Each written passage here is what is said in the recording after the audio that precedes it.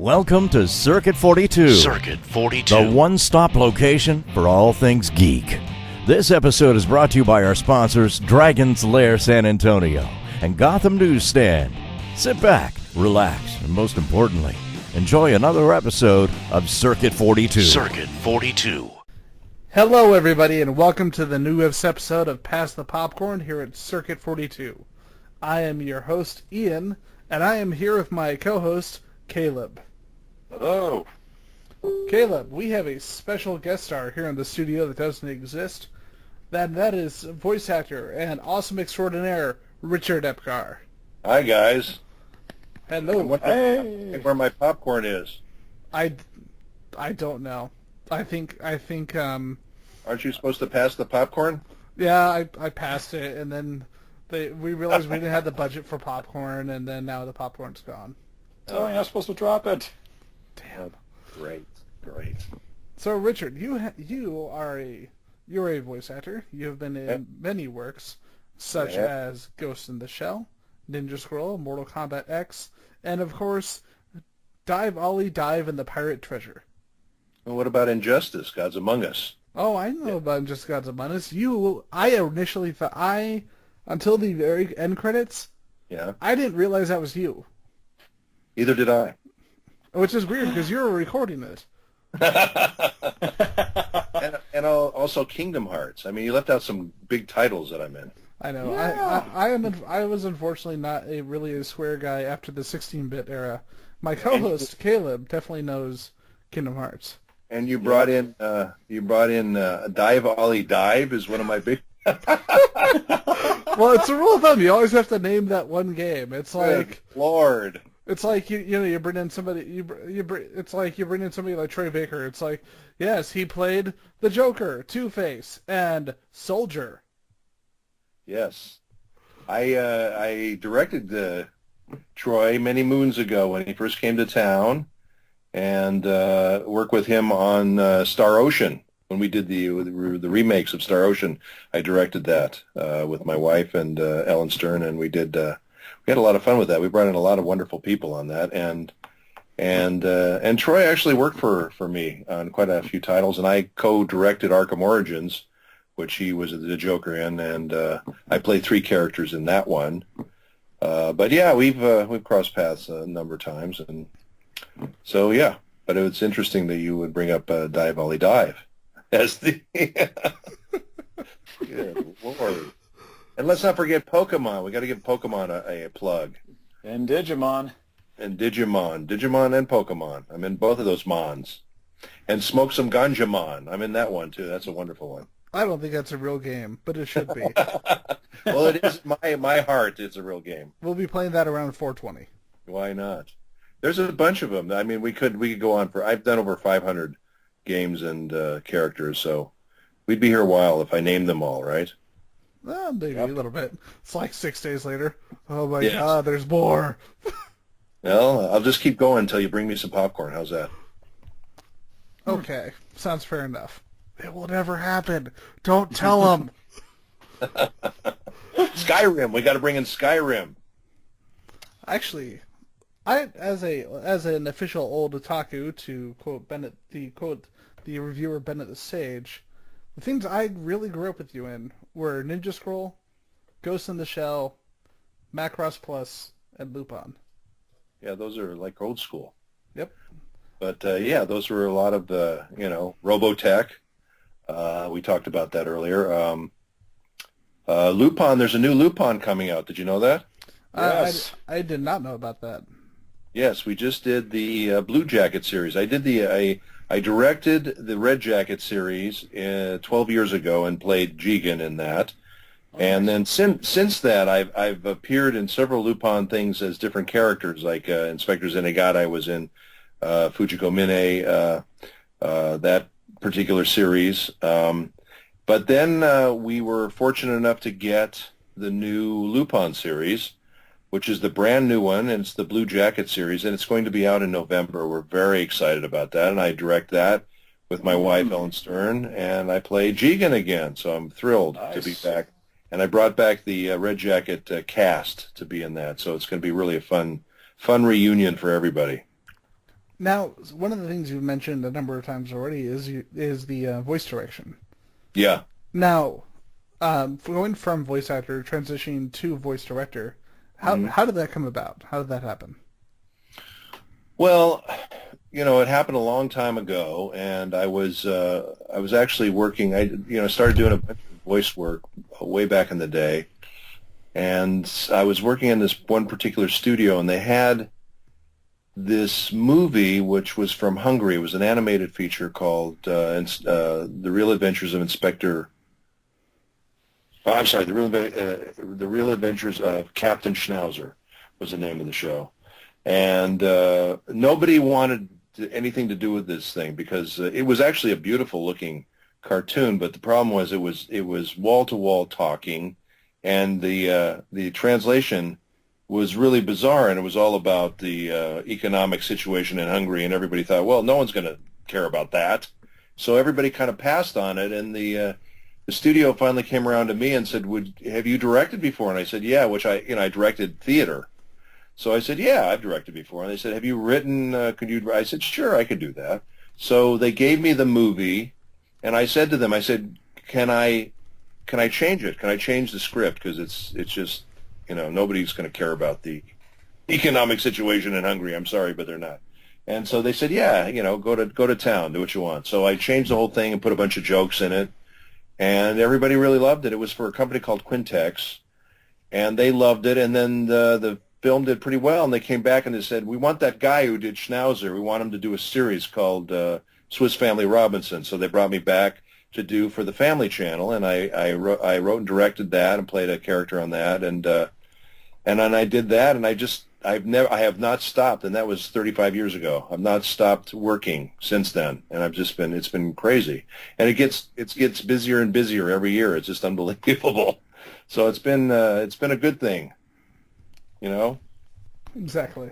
And that's how I got into it. I've been doing it a long time now, and I direct all kinds of things, games. Right now I'm directing an original animated series called Manchichi. It's an old show. I don't know if you've ever heard of it, but they're doing a new version of it, and it's all original, and I'm directing that right now. And then my wife, Ellen Stern, and I are working on the new Pokemon Generations, and she's directing it, and I'm adapting it, and we're both doing voices on it, so... we're really involved with a lot of different projects. We're really busy, and it's been good and crazy. And the funny thing is, you talk about the works that you guys, that both the original works and the works that you're bringing over and helping to distribute here. Mm-hmm. And I think a lot of people, especially people who are into anime, don't necessarily realize just how much work that is to bring a show over here to the States, prep it, get it ready for release, everything. Yeah, no, nobody realizes how hard this work is, especially the clients. they're the last ones to realize how hard this work is, but it's interesting. Like I said, I've been doing this a long, long time, and I've worked on, everything from the craziest little anime shows and to Academy Award-winning films, and it's been a lot of fun, and it's been a lot of work, and it's been really crazy, but it's been a good thing. So if you were to pick, just with all the work that you've done, if you were to pick 3 projects that just had the most impact on your career personally, what would it be? Well, the Joker is an incredible character to play, and he certainly is probably the most iconic character that I play. I'm talking about outside of this. You talk about yourself and other people that are familiar with me from a lot of the anime, Bleach and Naruto and all these other shows that I did that are really into those kinds of shows. But the Joker is somebody that is a character that pretty much everybody knows who that is. Anybody off the street would know who that is. So it's kind of really fun to play him, and he's a huge character.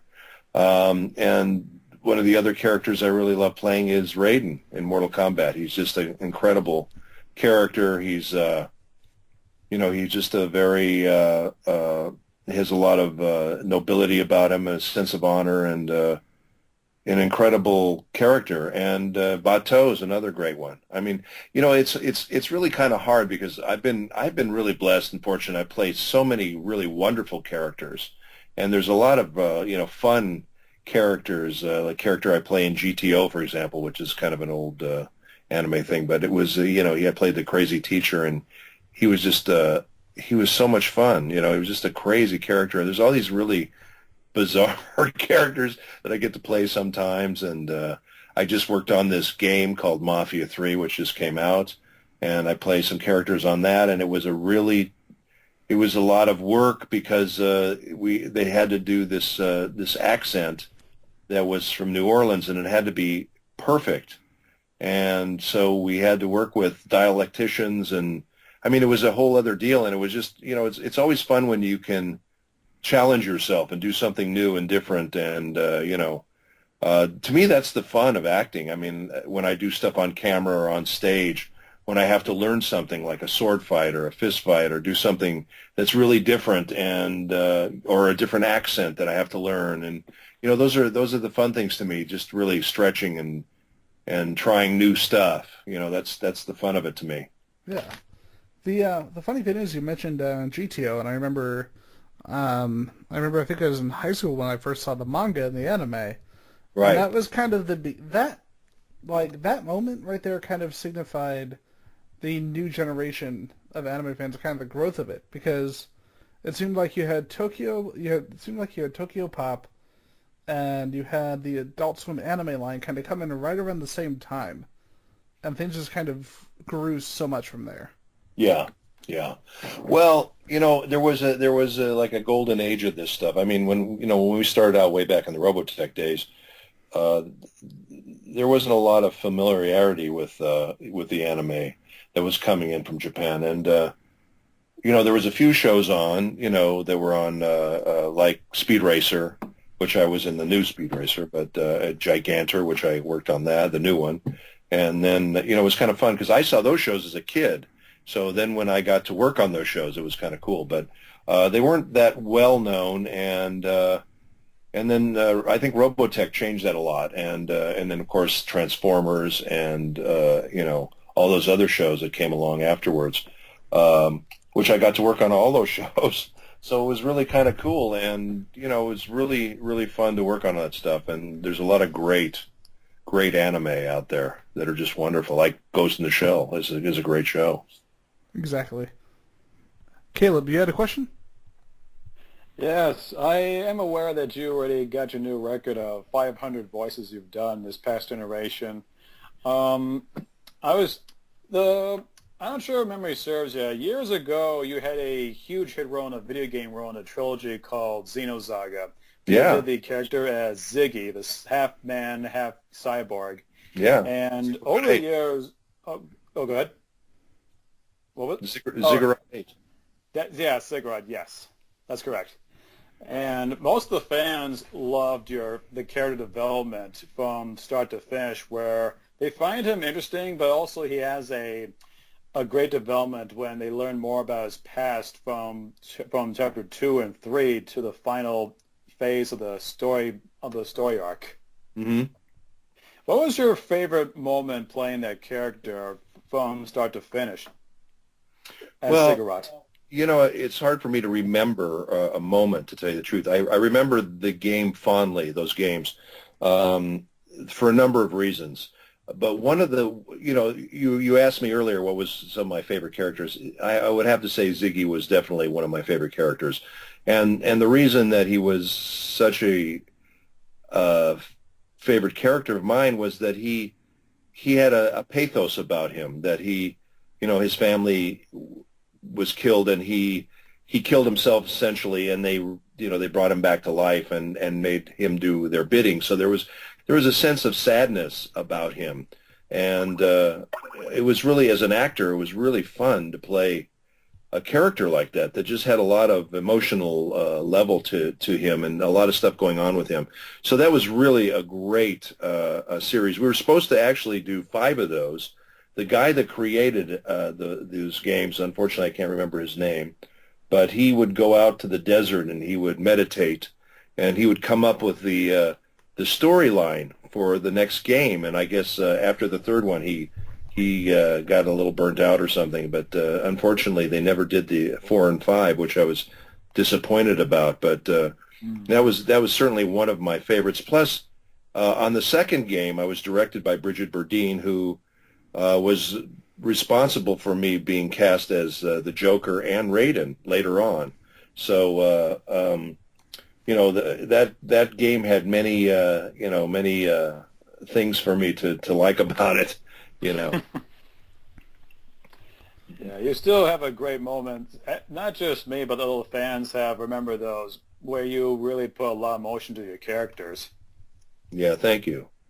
Thank you. Well, listen, I jump in, and I do it. I'm an actor, and that's what we do. That's what actors do. And, there are people that are just voice people, and, they don't have a wide range, really. But I try to be versatile, and I try to jump in, and I really try to commit to everything I do. Yeah, in the last chapter, it's still amazing that they've got all these big-name stars with Steve Blum and other actors I could name. It was like the full cars for the final chapter. That you and everyone else put everything in there to conclude it. Yeah, like I say, I wish they had done 4 and 5. That would have been nice, For that, we agree. Well, thank you. Yeah, thank you for bringing that up. That's a very cool game and a good, great series. It's still a classic, with no doubt. Yeah.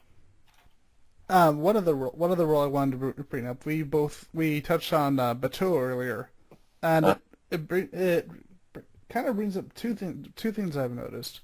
One that, even going back and rewatching the movie, since it was when it was, I wouldn't call it an earlier anime because anime's been around for quite a while, obviously. Yeah. It was one of the first anime I saw, and looking back on it, even though some of the voice work is kind of uneven, I have to say that you were definitely one of the ones who I think stood out above the original actor. Oh, thank you. Thank you. I appreciate that. With that, I've noticed something that you seem to do that a lot of voice actors don't do, and that's that you will return for a role over various iterations. Mm-hmm.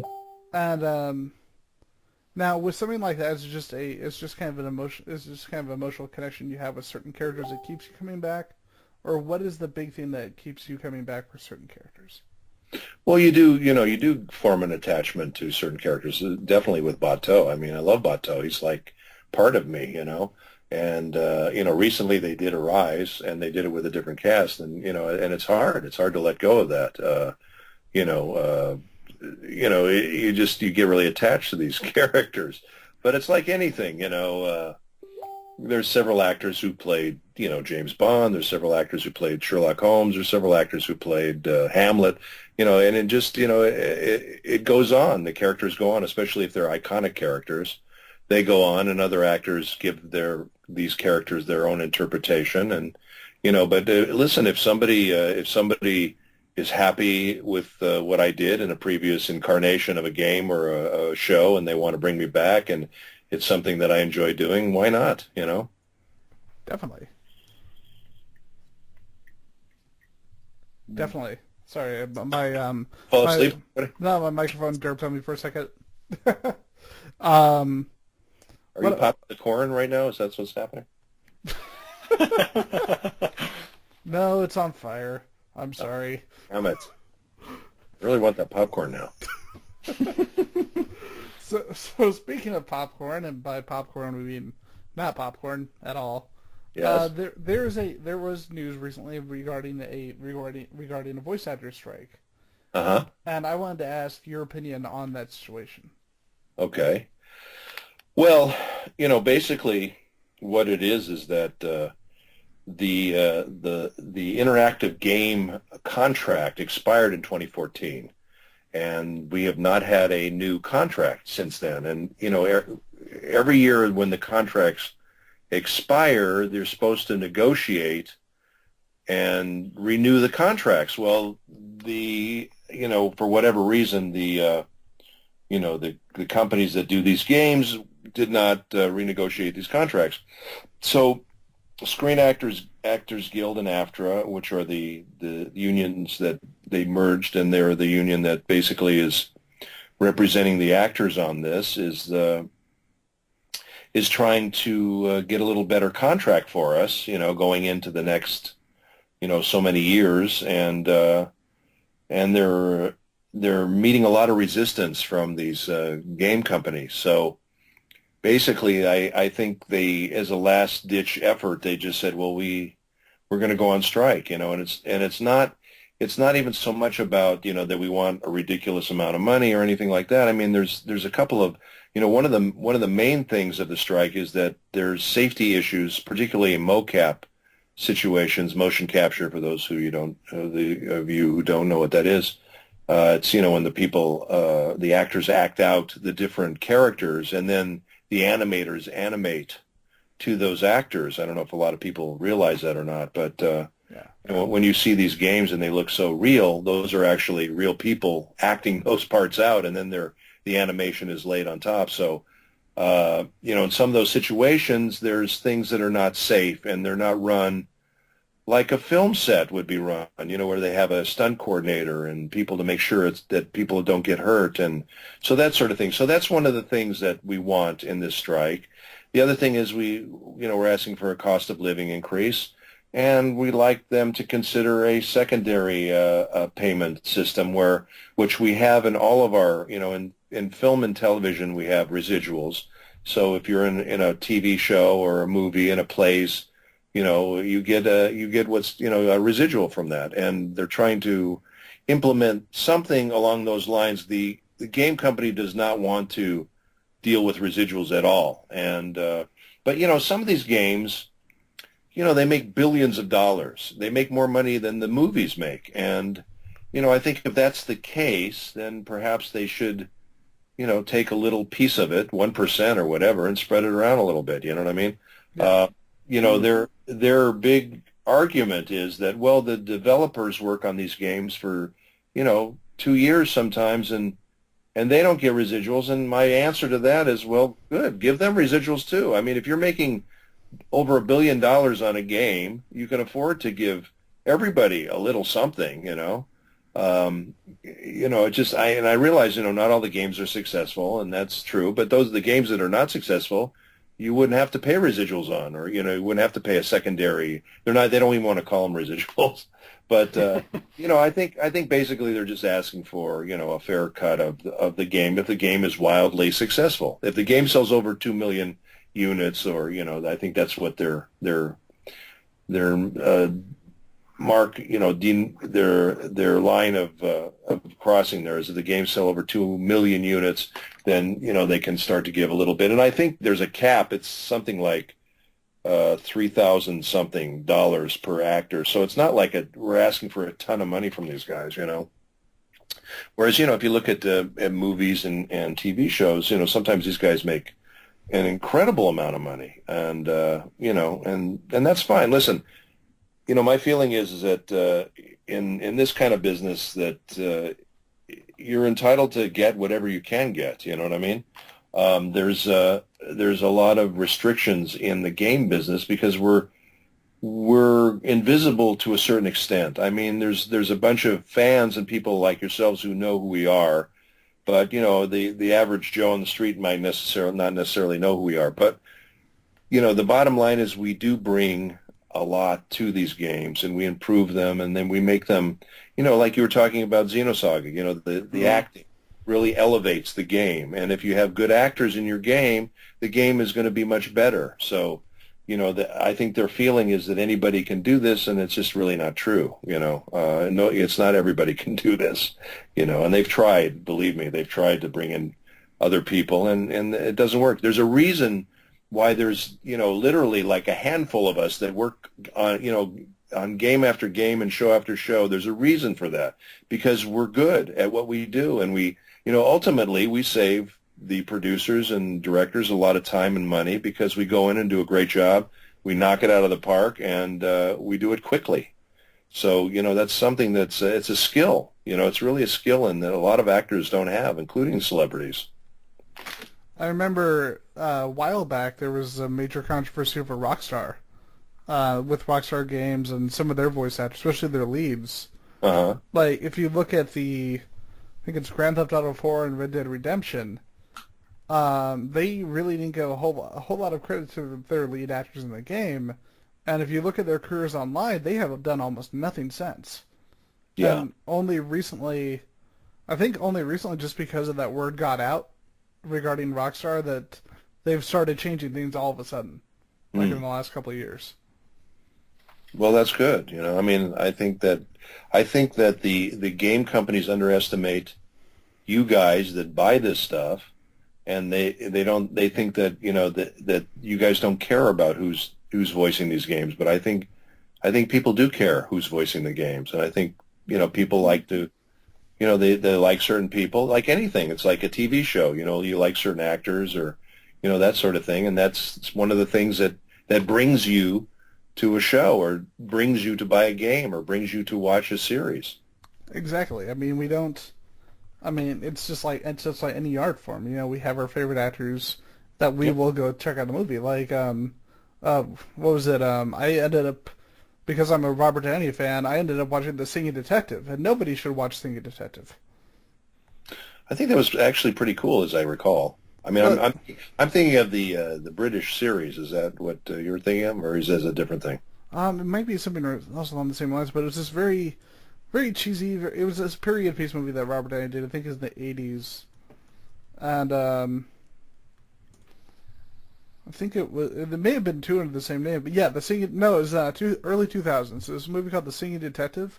Not a great movie at all, and it was one of the. It's great though. It's probably based on that series from Britain, which was excellent. I need to check that out now. Yeah, probably better than the movie. So, hopefully, Caleb, did you have another question? But we digress. Yes. Going back to that video game subject, I remember a time when my stepbrother and I got involved in the Kingdom Hearts series, and my classmate got me involved with the sequel of Kingdom Hearts 2, and we immediately recognized your voice as Ansem. Yes. And well, I didn't know you reprised your role again in the remaster of Chain of Memories, and another one for one more, and along with Birth by Sleep, and we all know you're going to reprise your role for the upcoming Kingdom Hearts 3. And I thought to myself, how do you like playing Ansem and Birth by Sleep, where you had major moments before portraying your character?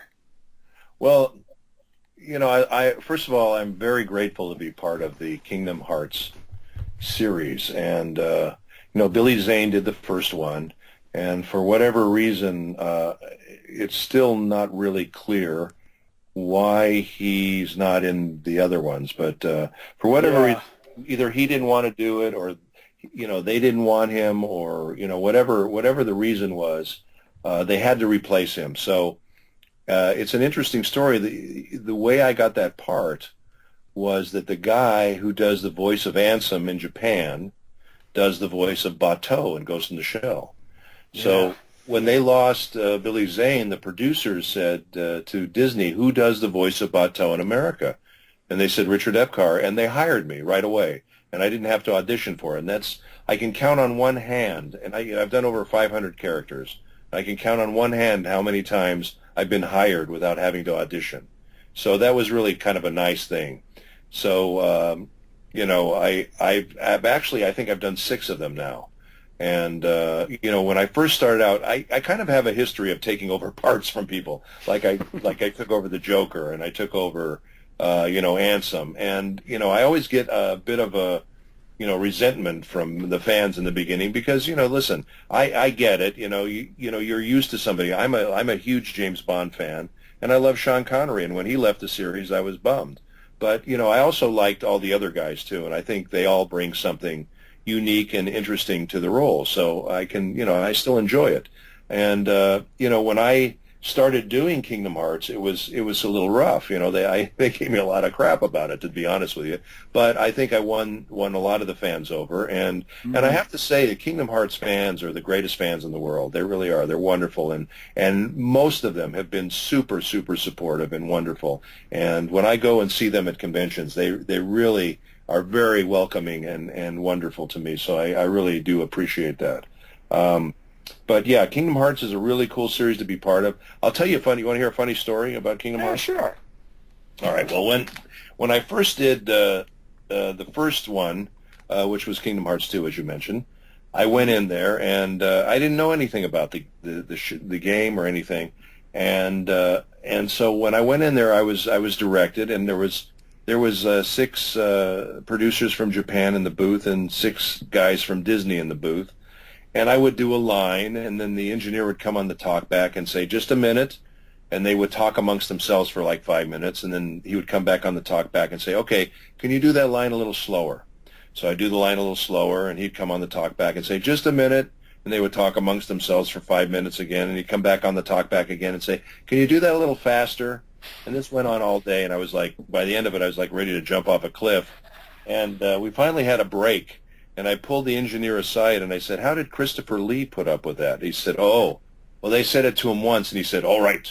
I'm going to tell you how we're going to do this. I'm going to read this script from the top to the bottom, and then I'm going home." And I thought, how cool is that? I wish I could do that. It was Christopher Lee, after all, so, you know. Oh, yes. It's so funny when you... Sorry. I was just going to say, you know, you mentioned all that thing. I do have to mention, I have to give myself a little bit of a plug here. You know, I have asked the producers in the past about the Billy Zane thing and all that, and they basically came back and told me, they said, "You know what, you are our favorite Ansem." So that made me feel good, and obviously I've been doing 6 of them, so they must like me. They keep hiring me, so you know there's a reason for that. That's pretty awesome. Yeah. Mm-hmm. I agree. I wanted to mention when you talked about the Christopher Lee story, I immediately thought of the infamous Orson Welles pee commercial with the outtakes. And I love the fact that you can just, with Maurice LaMarche, I love that you can just walk up to him at a convention, mention the pee commercial with Orson Welles, and he'll just do the whole thing right there. It's green penis. Wait, that sounds terrible. But you've got to go see Orson Welles do the wine commercial. That is the funniest thing. He's like totally drunk on his ass, and you can see it on YouTube. It's really funny, and he is just totally drunk, and this it was pretty funny. I still remember, was it the Critic when they parodied that? Yeah. And now I'm going to make this jug of wine disappear. Yeah. See, he liked his drink. He liked his food and drink, actually, Orson Welles. But he did not like playing Unicron. Well, he didn't like a lot of things, and he's one of the few actors that started at the top and worked his way down. Yeah. But he's super, super, super talented man and incredible actor. But yeah, I'm not sure. Oh, go ahead. No, go ahead.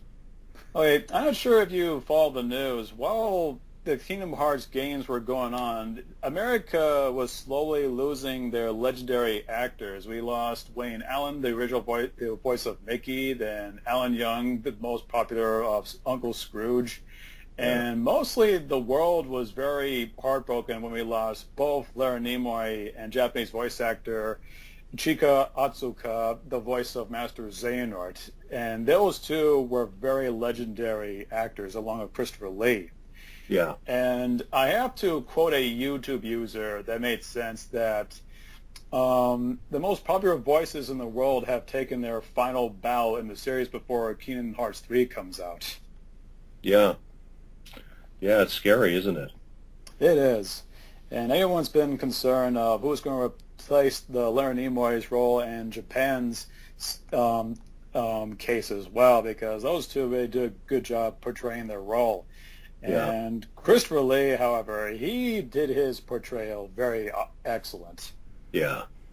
He's an interesting guy, but, you know, it was funny because, you know, I told you he said he was going to read the script and go home, and then, you know, I went home later and I was reading an article on him, and I think it was with Spielberg and Lucas, and they were talking about, oh no, it's Peter Jackson and Lucas, and they were talking about working with Christopher Lee, and they said they love him, but the thing about him that drove them crazy was he would only do 1 or 2 takes, and then he would walk off the set. Of course, he was in his 80s at the time, and I think he just, thought, well, screw it, I don't have time for this. You get it in the first or second take, and then I'm done. So, I mean, I think if you hire Christopher Lee, towards the end of his life, you realized that, what you were getting into, and that's was part of the deal.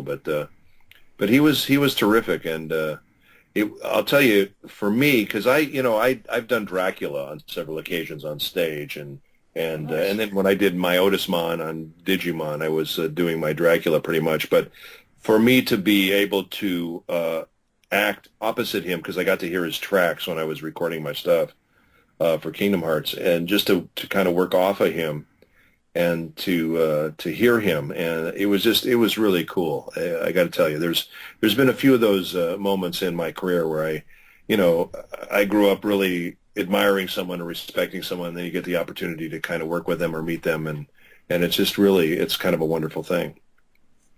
Mm. Yeah, Corey Byrne once said in an interview that it was an honor, and I quote, "It was an honor to lose the role to him." When he passed away, that he had the honor to take his place for the rest of the Kingdom Hearts series. Yeah, I remember. One last thing on this. From me, anyways. I grew up watching Hammer horror films. Yeah, and there was a interview with Peter Cushing, and he was talking about working with Christopher Lee. First time he meets Lee, he comes in the room. Christopher Lee's got the script. Christopher Lee's looking at the script, and he says something along the lines of, "I've got no bloody lines," and Peter Cushing just says, "Hey, you're lucky. I've read this. You're lucky. I've read the script." Yeah, they weren't long on great writing, those movies, were they? I love Curse of Frankenstein, though. I love the fact that you look at the original Universal. I love the original Universal as well, but you very much felt for Victor, and then you watch the Hammer horror version. And it's like, Victor's a homicidal maniac. Well, it's all interpretation, Exactly. So with that, is there anything else that you wanted to mention? Well, I do want to mention, I'm very excited. I worked on a movie 5 years ago called Broken Spirits, and I have one of the leads in that, and it's an on-camera thing, and we're actually going to be releasing the movie very soon, and we have a huge, I'm trying to find out when this thing is. We have a huge red carpet event that we're going to be doing. It's here in Los Angeles, actually, and let me see if I can find where it's going to be at. For anyone who's in L.A. and wants to come see it, it's going to be at Anime L.A., which is January 27th through the 29th. The actual premiere screening will be January 28th at 2 in the afternoon. There'll be a red carpet with the stars of the movie, myself included, and then we'll show the movie, and then we'll have a Q&A afterwards, and then we'll do an autograph session for everybody there. So it's and there's a lot of voice guys in it. Vic Mañana's in it, Spike Spencer's in it, Christina V's in it, Kyle Eber's in it. So it's a really fun movie, and I get to play a really, really fun character, so if you get a chance, check it out. I definitely will. I've got it right here, actually, and directed and written by Peter Bohush, correct? Peter Bohush, yeah. He was the director. It was actually written by Stephen Weiss, who plays the lead guy in the movie, and it was kind of an interesting journey. It's taken a long time to finish it up because Peter actually had a bad heart attack while he was working on the movie. He had it about 90% finished, and then he had a bad heart attack, and he couldn't finish the movie, unfortunately, so kind of was stuck for a while, and I'm not going to bore you with all the details, but we finally recently got it out and re-edited and color corrected and all that, so the movie looks really cool, and I think people will enjoy it when they see it. I'm just glad to hear that, because you hear the story of so many productions where something awful that uncontrollable happens like that, yeah. and the whole movie just gets scuttled. Yeah. And to hear that you guys were able to receive it and get that and have this coming release is just fantastic. Yeah, I'm thrilled about it, and we've got a lot of interest in the movie, and it's a great part for me. That's what I'm mostly happy about, and it's really, I get to play this really crazy character, and it's a lot of comedy and a lot of fun, and so I think people will really enjoy it. And I do really enjoy doing on camera as well. I mean, that's what I came out to LA to do, as on camera, and I got kind of sidetracked into this voiceover world, which was a real blessing. Actually, it turned out to be a wonderful thing. But I did, when I first came out, I did a lot of soaps and TV shows and that sort of thing, and I miss it from time to time. I miss doing a lot of that on-camera stuff. So it was nice to have a really nice part in a movie, and hopefully there'll be more stuff as a result of that. That's awesome. Was there anything else that you wanted to mention about whether you wanted to mention about it? And one more time for people, where it's going to be premiering. It's going to be premiering at Anime LA, which is in Los Angeles. Well, it's actually in Ontario. It's going to be at they're holding the convention at the Radisson, Ontario Airport, I guess, Hotel and Convention Center in Ontario, and the actual date is January 28th at 2 p.m. in the afternoon. And then let's see if there's anything else I've got coming up soon. There is another convention coming up that my wife Ellen Stern and I will be appearing at. That's in Concord, North Carolina, and it's called Ichiban Con. Have you heard of that one? That's the first for me. It's going to be on December 29th through January 1st. So I guess we're going there, and we'll be there for New Year's Eve, which will be kind of cool. Because I hate coming up with ideas for New Year's Eve. I'm sick of it already. I'm tired of coming up with ideas. So it's nice that a convention invited us for New Year's Eve, and we don't have to think about it. I was lucky. I had the same thing. It's because I'm in Texas and Caleb's in Arizona, and I got invited to a New Year's Eve party / convention, and Stan Lee's our guest of honor, and I'm like, yes, I can go to that. Nice. Well, what part of Arizona are you in? Caleb? I'm in Chandler District. Okay, well, I went to U of A in Tucson. Oh, wow. Yeah, I'm a Wildcat. You missed the hometown? No.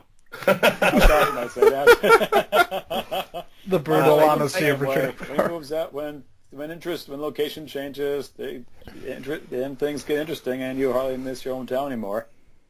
Well, I grew up in Denver, and I get to go back to Denver once in a while for conventions, and I actually get to go to Tucson once in a while. I was kind of disappointed last time I went to, I think you were mentioning was, SabanCon was in Phoenix. There was another one we did in Tucson.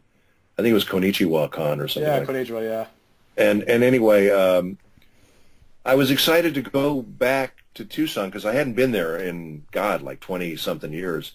Oh, and I was really excited to go back, and when we went there, the school was closed for the holidays, so I was kind of bummed about that because I kind of wanted to look up, see if there was any of my old teachers or, anything like that. It would have been kind of fun.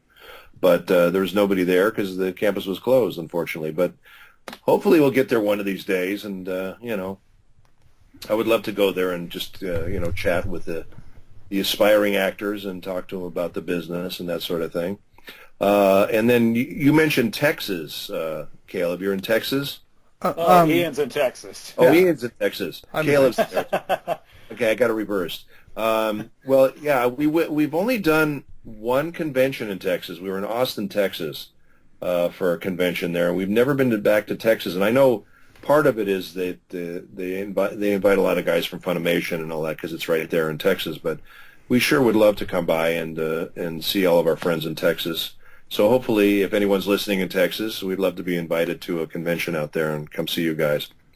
Well, the show that I attend every year here in San Antonio is San Japan.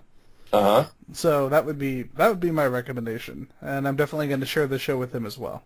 Yeah, if you know anybody over there, please give them the word that we'd love to come out and see you guys because we don't get out to Texas very often, unfortunately. So we'd love to come out there and see some of you guys, and we'd love to come back to Arizona. It's always fun too. Definitely. So, But So- anyway, It is nice it's nice to visit your old mentors that taught you, and they'll be proud of what you've done over the years. yeah, if any of them are there, I don't know. It's like all the mentors are closed for business. Yes, exactly. Yeah, I know that feel too. Yeah. So with that, as we bring the show to a close, where can people find you, Richard, on this wonderful, wonderful place called the Internet? The interwebs. The Eternal Webs. You can find me at on. You've been listening to Circuit 42, brought to you by Dragon's Lair San Antonio and Gotham Newsstand. Join us for our next episode. For all things geek. Circuit 42.